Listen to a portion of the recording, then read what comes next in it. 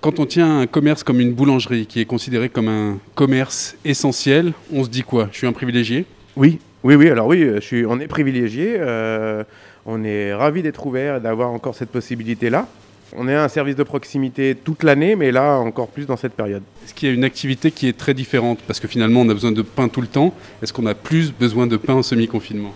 Alors c'est une activité qui marche bien. Le commerce est modifié dans le sens où voilà, on va vendre plus de pâtisserie, plus de viennoiserie, plus de pain.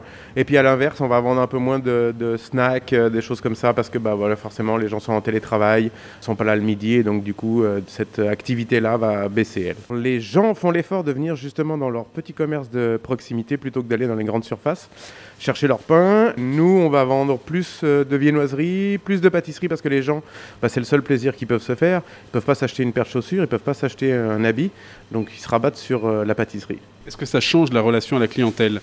Est-ce que la discussion est différente? Oui, les gens sont beaucoup plus détendus. Il y a vraiment aussi un réel respect du fait qu'on soit ouvert. Donc il y a vraiment une attention particulière de la part des clients à ce niveau-là. Ouais. Vous êtes dans une rue passante, une rue commerçante aussi, d'autres commerces qui sont fermés, ça a une incidence aussi pour votre activité? Oui, alors il y a une boulangerie pas très loin d'ici, à une vingtaine de mètres, qui elle est fermée, qui a choisi de fermer, et donc forcément, très certainement qu'on récupère une partie de leur clientèle.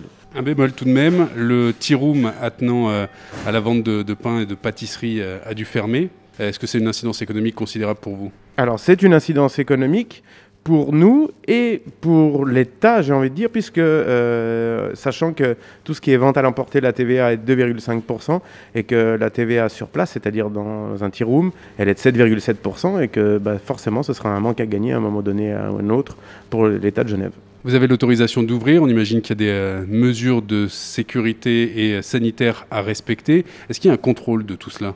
Oui, alors l'OCIRT fait des contrôles à ce niveau-là, et ainsi que les services vétérinaires de l'État de Genève qui viennent contrôler les différents commerces qui sont ouverts. En termes de partenaires et d'approvisionnement, est-ce qu'il y a des incidences avec ce semi-confinement? Eh bien, on prépare des stocks un petit peu à l'avance parce qu'il y a forcément des risques au niveau des personnes qui nous fournissent, qu'il y ait des ruptures de stock. Donc à ce moment-là, nous, on fait un petit peu le tampon dans cette période-là où on a des stocks qui sont un peu plus importants qu'habituellement. Vous avez des activités diversifiées, vous faites également par ailleurs des livraisons de petits déjeuners à domicile.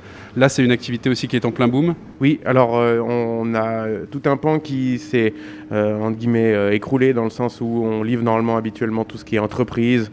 Et là, forcément, vu le confinement, les entreprises ont arrêté de se faire livrer.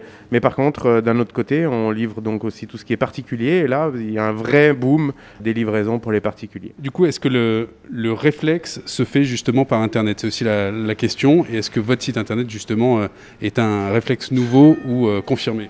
Alors c'est un réflexe confirmé, pas nouveau mais confirmé vraiment, puisque comme je vous l'ai dit, donc il y a énormément de particuliers qui font appel à nous et qui se rendent sur le site donc www.petitdej.ch pour passer leur commande et se faire livrer devant leur porte, puisque avec les gestes barrières, on ne le remet plus en main propre.